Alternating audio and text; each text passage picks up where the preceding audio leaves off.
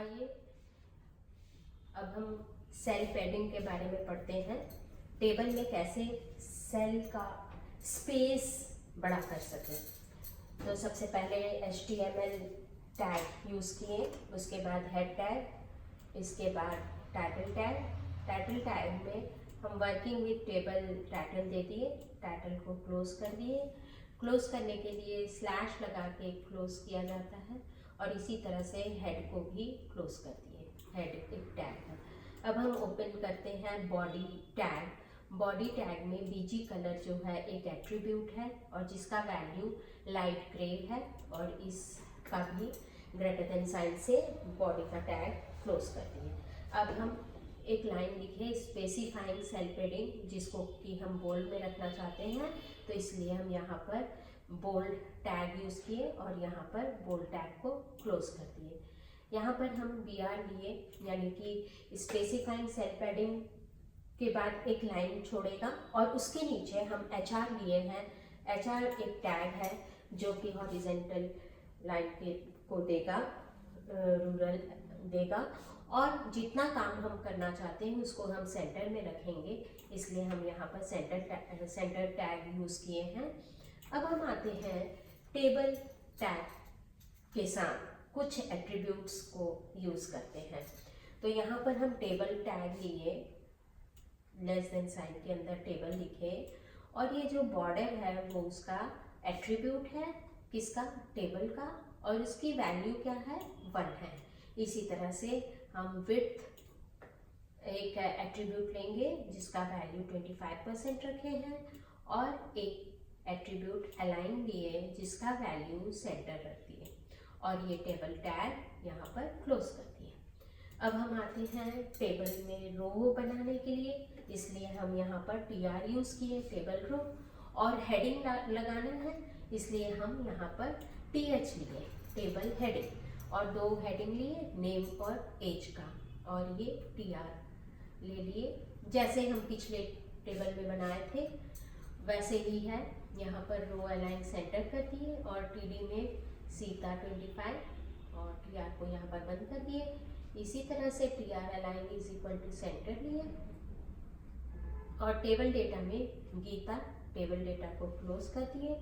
Tag table TD tag को close कर दिए और TD टैग ओपन करके इसमें वैल्यू 22 दे दिए और TD टैग को क्लोज कर दिए। इस तरह से TR जो हमने ओपन किया है उसे भी यहाँ पर क्लोज कर दिए और टेबल को क्लोज कर दिए और सेंटर को क्लोज कर दिए।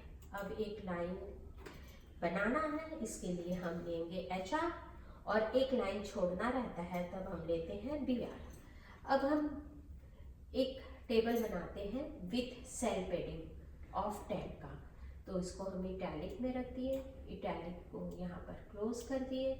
अब यहाँ पर हम टेबल का टैग ओपन करते हैं। टेबल टैग में बॉर्डर एक एट्रीब्यूट है और उसका वैल्यू 1 है, विड्थ 25% है, और चूंकि हम सेल पैडिंग 10 का बना रहे हैं इसलिए 10 रखिए। आप चाहे तो इसको 15-20 जो चाहे वो बना सकते हैं और उसका अलाइन जो है उसको हमने सेंटर रखा है। यानी कि इस टेबल टैग में 4 एट्रीब्यूट है, एक बॉर्डर, एक विड्थ, सेल पैडिंग और अलाइन। अब हम रो लिए जिसमें कि नेम और एज है और इस रो को हेडिंग ले लिए, तो टेबल हेडिंग लिए नेम और एज का और उसमें टेबल डेटा दिए, सीता 25 और TR अलाइन सेंटर गीता 22, और इस तरह से रो डिफाइन होने के बाद हम टेबल को क्लोज किए, सेंटर को क्लोज किए और उसके बाद बॉडी मेन जो था उसे क्लोज किए और उसके बाद HTML टैग को क्लोज किए। अब इसे हम सेव कर लिए चैप्टर 5 के नाम से और हम इसे गूगल क्रोम में रन करेंगे तो यहाँ पर हम पाथ दे देंगे जहाँ मेरा फाइल है। तो चैप्टर 5 रन किए तो देखिए आपको डिफरेंस पता चल जाएगा। यहाँ पर सेल में कोई सेल पैडिंग नहीं दिए हैं, लेकिन यहीं पर हम सेल पैडिंग 10 का दिए हैं, तो ये जो सेल का साइज है वो बड़ा बड़ा आया है।